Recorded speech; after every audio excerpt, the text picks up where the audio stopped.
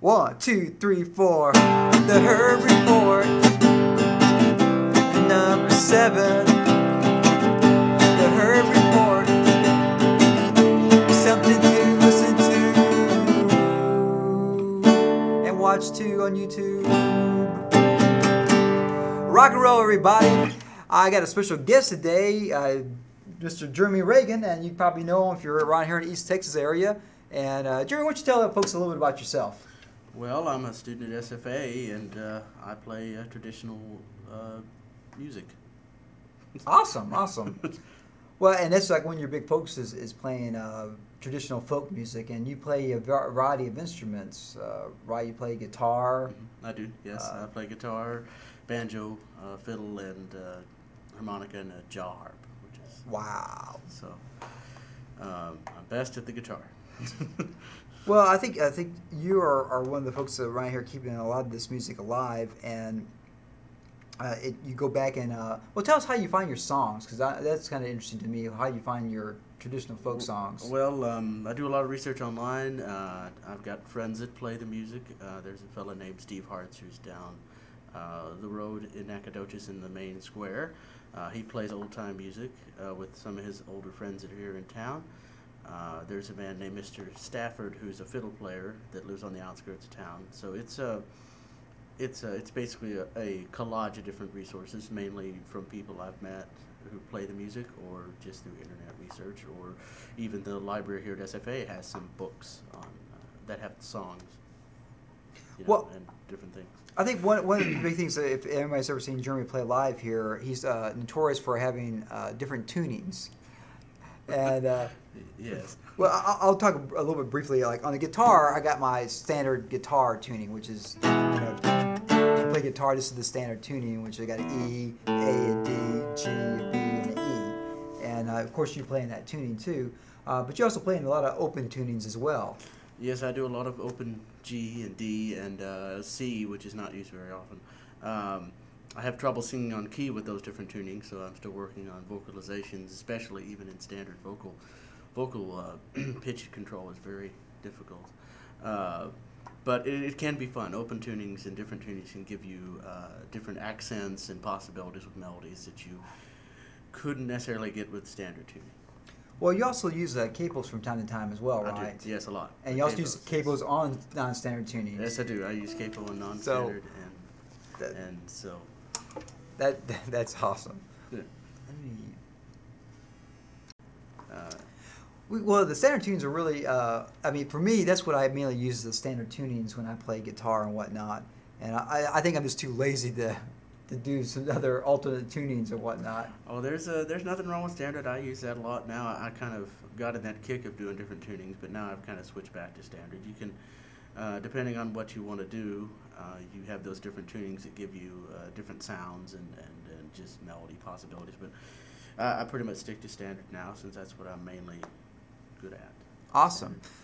Well, one other thing I think most people, and we forgot to say this really as much, is that you're known as a harmonica player a great deal. I am, yes. That is. Do you have a harp on you? No, I don't. Dagnabbit! I don't. But that is what I'm really best at, other than guitar. Just some people have what I call natural aptitude with instruments. They just know how to work them without having any real training on how to do it. I think that classical training in music is very helpful, but if you're doing old-time music, it's more about your ears and just hearing the notes and being able to play the melodies. It's a much more sloppy way of learning, I guess, than formal training would give you.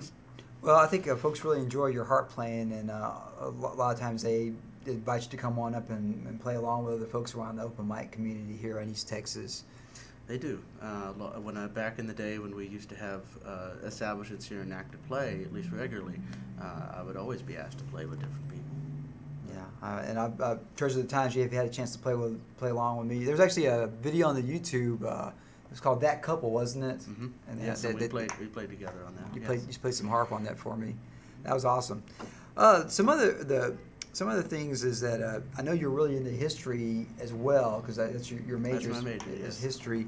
So I guess being interested in folk music and history kind of just go hand in hand. And you're talking to some folks about history or folk music coming up soon? Yes, there's an event at SFA on the 5th of August, which goes from the 5th to the 8th. It's here on campus. It's the Old Time Fiddlers Association, Texas Old Time Fiddlers Association.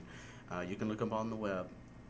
They're holding a workshop here, which is going to be music, teaching you how to play the fiddle, how to tune it, you know, whatever you might want to need to know how to do, repair it maybe. I'm not exactly sure all the details, but you can look them up online at their website, and it ought to be very fun. A lot of regional musicians are coming here, even ones from different states. So, I mean, what do you know what buildings it's going to be at here? I believe it'd probably be here in the music building that we're in right now.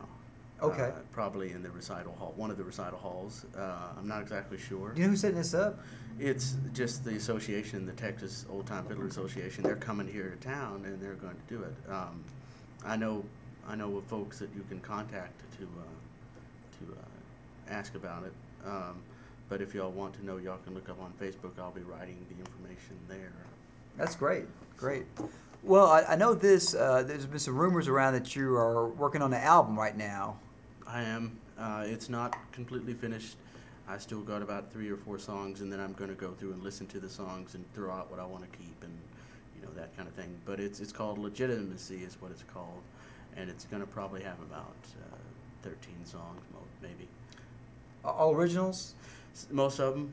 There'll be some that are old time, then there'll be some that are gospel.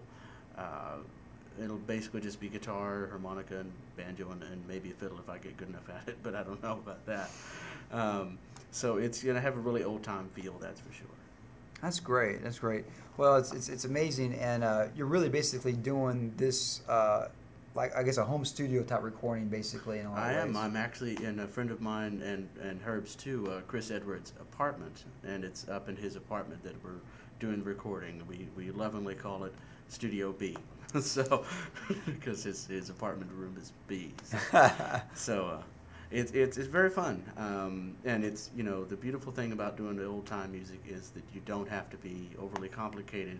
You don't have to have massive setup. You just need a guitar and, you know, something to sing about. You know, there is a very degree of professionalism in old time music because, especially if you're talking about real champion fiddlers and banjo players.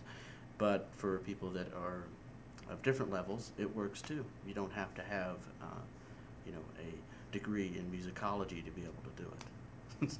Well, is there a specific reason why you have gravitated towards the folky type sounds and traditional music? Yes, because of my grandfather, Eiley Benjamin Cutbirth. He was born in 1912 and died in 2002. And I grew up listening to him sing songs like Froggy Went A-Courting and other things of that nature. And it was because of his songs that I really fell in love with that type of music, and I wanted to try to carry it on in my own way. Do you remember the words to Froggy Come Court? I think I remember the chords. I played it in G. Yeah, I think I only know part of it. Listen. Froggy Went A-Courting and he did right, Froggy went A-Courting and he did right, Old Froggy went A-Courting and he did right. Swung to distance by his side. Baby mine. Froggy went A-Courting and he did right. Froggy went A-Courting and he did right. He went up to his mouse's door. Something he had done. Froggy went A-Courting and he did right. You know, my granny used to sing that song. She did, huh? My granny used to sing that song. And different lyrics, and that's the thing about folk music. Yes, you have multiple different variations and versions, and even with fiddle tunes, if you're talking about just old time music, a plethora of different lyrics and melodies, and it really is the only type of music I know of besides the old timey rock and roll of the 50s that you could be individual, you could be yourself, and it lends itself to that because there's no rules, there's no, you know, right or wrong way to play it. Well, I think one thing that's really great about folk music is that a lot of it, especially for younger musicians, and a lot of it's 1, 4, and 5. Yeah. So if we're playing the key of G, you got the G chord, the C chord, and the D7 chord, and those are the 1, 4, and 5 chords. Exactly. I mean, it is as elemental as you're going to get in terms of music. You don't have to, as long as you can carry your notes right and, at least have some semblance of symmetry, it will work. And, some people are better at it than others, just like anybody else. But it's a music that's not about professionalism necessarily. It's about just getting together and singing. One of my former teachers, he was hired by a folk musician to transcribe his songs and to and put chords and melodies with it. And he gave it back, and he came back to my teacher and said, "This is too complicated. I just want 1, 4, and 5." And he's like, "Okay."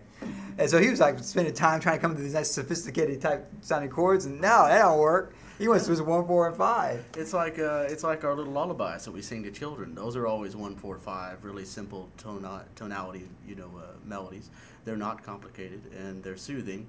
You start throwing in all those complex harmonics and things that classical music does, then it doesn't sound quite as soothing to the ear. But Well, even most classical music is 1, 4, and 5 based. I mean, really, if you get into like jazz, that's when you start getting to a little bit more sophisticated things down the line. But honestly, most of the classical music you go through and analyze is 1, 4, and 5s, and there are some 2s and 6s in there as well. But a majority of it, a lot of it, most of it will be centered around the 1, 4, and 5 centered, and that's one reason why it's so accessible to a lot of people in those ones there. When you get to the Romantic period, the 20th century period, that's when they start kind of going out, and at that point, especially in the 20th century period, folks don't really understand what's going on at that point. And and me and Herb generally talk about a lot of times the music scene and how young people are listening to this or that, and what me and him played. He plays this sort of 50s style rock of Chuck Berry days, and I play the old timey stuff. And it's weird that those forms of music are starting to come back. I mean, old time music is really hitting. Again, people want to know about it. People want to know about the older forms of rock and the R&B and Jelly Roll Morton jazz kind of stuff. Because I think the reason is because it's the music that has that test of time. It's kind of like the old, it's like the old adage. If it ain't broke, don't fix it. So I think a thing about folk music is the lyrics are probably the most important part, and I think that's what folks gravitate towards, really good lyrics. And it doesn't matter what time it is, and no matter how you do it. I mean, there's songs like My Bonnie, Lies Over the Ocean. I mean, the Beatles did a cover of that, and they did a rockin' version of that, and it's a lot of these pieces are really timeless. Well, we're coming close to the end of our time talking. Is there any particular artist that you're really influenced by the folk scene? Oh yes. I'm a very large fan of Woody Guthrie. I started playing a bunch of his songs when I started playing about 1.5 years ago, at least consistently. And I've also liked a lot of fiddlers like Tommy Jarrell and a rather young man. Well, he's not real young. He's in his 50s now. His name's Molsky. Bruce Molsky is his name, and he's a fiddler from, I think, somewhere in New York, I believe. But there's some really wonderful old-time fiddlers and banjo players. You just have to know where to listen. That's awesome. Well, it's thanks, Jeremy, for coming out and talking about some folk music. And so, if people want to get a hold of you or listen to some of your music, how do they do that? Well, I have a MySpace page. It's JD Reagan.